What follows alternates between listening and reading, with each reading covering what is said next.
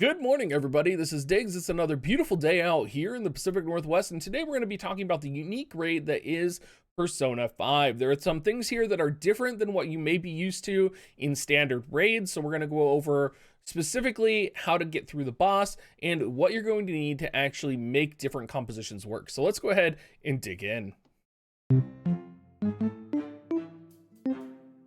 We're going to start off looking at the boss's stats, and the biggest thing you're going to notice is he has 10% weakness to light and 10% weakness to slash. So we're obviously going to be putting together a slash composition to deal with him of various elements. We'll go over kind of the bonus units here in just a minute. But he has resistance to pierce, striking, missile, and magic. And probably the biggest thing that people actually don't look at, I would say, is the fact that he has 40 defense and 60 spirit. Now, most of the time, this doesn't really mean much. We have so many attacks that can lower defense. We have so many attacks that can lower spirit. We usually, in raid content, don't really think about this kind of stat with the enemy. However, this is a unique enemy in that he has defense and spirit debuff resistance 100.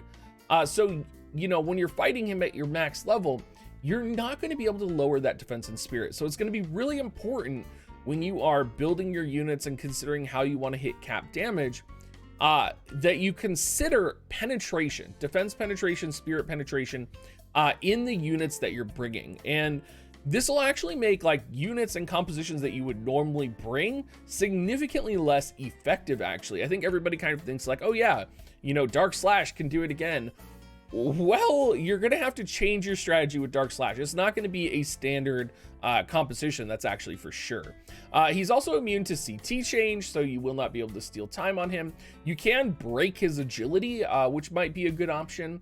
But let's go ahead and take a look at the different bonus units. We have all the Persona units. So we have Violet, we have Queen, we have Joker, and we'll be going over compositions that involve all of them for clearing. Esther, Garvel, Astrius, Mashery, and Frederica are both medium units. I do know I've seen Astrius and I've seen Raychaz duo this. I've seen a Queen composition slide in with light formation to clear this.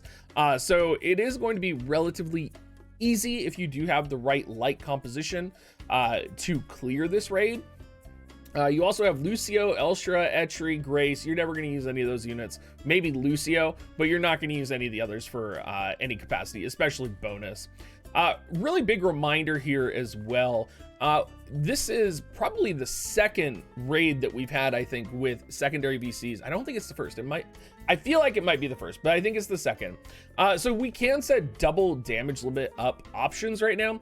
So remember, no matter what, you can set Mind Flayer or Soul Flayer. If you're like me and you only see a Soul Flayer there. Two-headed dragon, you can always set those universally. If you have lightning, you can set Ramu. If you're running a water composition with like Raychaz and Astrius to try and go for that duo comp, you could set thanks for the votes for that damage up. But just remember to set 2 damage up VCs because it is going to be important, especially if you're running a 4-man clear composition. Now, Light Slash is going to be the best way to go. If you kind of look up on the JP side, all of the different clear conditions, pretty much universally, it's accepted that Locke, Lucio, and Violet, between the 3 of them, can really carry this raid. I've seen compositions that were like Lucio, Locke, Thancred, with Queen. I believe that was Calum's clear. If you look him up on YouTube, where Queen is just kind of used to kill the ads and then the Light Slash comp really takes over. You're going to be relying on Light Slash a lot. And there's a couple of reasons for this. Light Slash doesn't necessarily rely on defense down as much as, say, Dark does. So you're going to be able to use Violet, right, for her 3x hit and critical damage. She's also a large bonus unit. Locke is going to have access to slash minus 38 in his limit break. He also has access to drain rush, or you could even put triple trick on him if you really wanted, if you wanted to give that 3-hit range. I don't think you need to. I actually think triple trick may mess with his AI a little bit. You probably want him to go limit break into drain rush, I would guess. Lucio can lower light resistance by 38 with his limit break. Lucio also has Dark Killer in one of his passives, which is important to consider. And he has a 3x hit for slash chaining. And then basically any other unit, if you do have Violet, would fit fine. So Thancred could hit cap damage with his 2x hit. He also has an enhanced weapon now and his secondary EX. Summer Kilfei has Sub Soldier, can lower light resistance by 38 and has a 2x hit attack. Summer Kilfei would probably be my go-to. Elena, I tend to lean away from in PvE content, even though she has a 4x hit and she can lower agility. She sometimes, you know, she's good for driving the chain up, but in situations like this where you need to hit cap damage and the boss can't be steel timed and the boss has 88 agility, I actually think it would be better to not bring Elena, just so that you can have like Summer Kilfei hit cap damage as opposed to Elena like just close out a chain, right? We also have access to Carbuncle and two-headed Dragon Espers, which do give Dark Killer and Light attack up. So Light is really going to be the way to go. If you're wanting to clear this, you know, running this composition or any variation of these compositions, everybody has Lucio, everybody has Locke, right? So, you know, most people I would say have invested in both of those units. So you basically already have a quote-unquote free-to-play build to kind of work on and clear the Persona 5 raid in. I've seen a couple people talk about Dark, and Dark actually has some problems here. And so we're going to talk about that. So one of the things Dark does really good is lowers defense. Well, you can't lower defense anymore. So all of a sudden, Venera isn't as useful, right? Because Venera, her thing is that she kind of lowers defense, right? Shadow Lynx becomes a lot more important with single hit resistance down, but she has no defense penetration. You know, if you're going to be running Joker, he doesn't have any status ailment downs on the opponent either, and you would have to turn his missile attacks off. So he's just kind of, he does have defense pen, but he's kind of just a damage dealer. He doesn't have multi-hit abilities. Ruinstern can't lower defense anymore, so he's just going to go in for his 2x hit to chain. So you're really going to be using Dwayne for dark resistance minus 38, slash minus 25. You're going to be utilizing Stern for slash resistance minus 38. If you have Shadow Lynx, single hit resistance minus 30.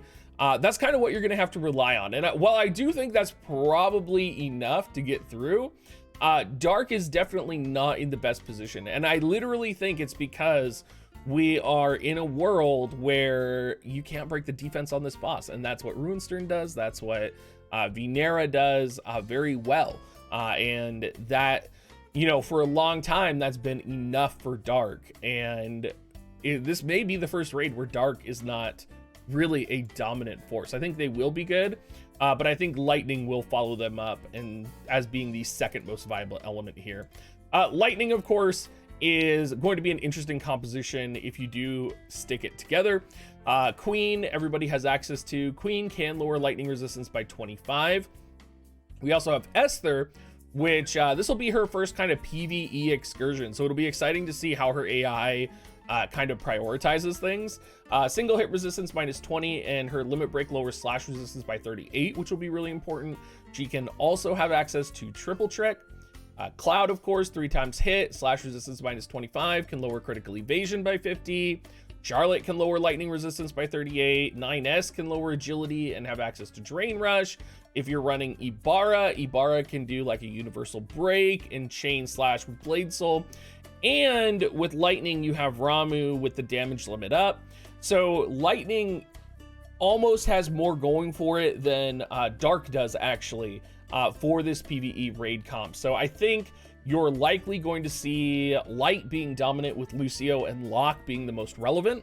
And then you'll probably see a mixture of maybe Queens in there and, you know, another light slash unit. Or you're just going to see mono lightning potentially. The problem with mono lightning is that Queen doesn't have slash attacks, so she's going to mess up your slash chain.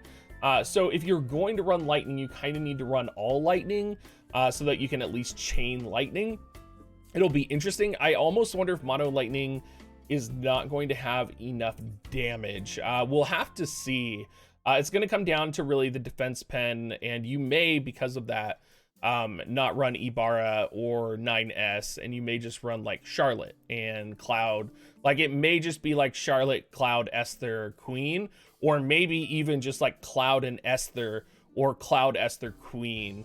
for clearing. It'll be interesting to see kind of what kind of works out, because we are in a different space than JP is for lightning. We are in a vastly different space than what they currently had when their raid dropped. So anyway, everybody, I'm kind of curious. Let me know down in the comments what you plan to be doing with your builds, and I'm sure we'll all find out by the end of the day, Wednesday, how it all went. I will be streaming Wednesday during the day. I will be doing raid level 1 to 100, so make sure you come join me, and I'll see you guys all next time.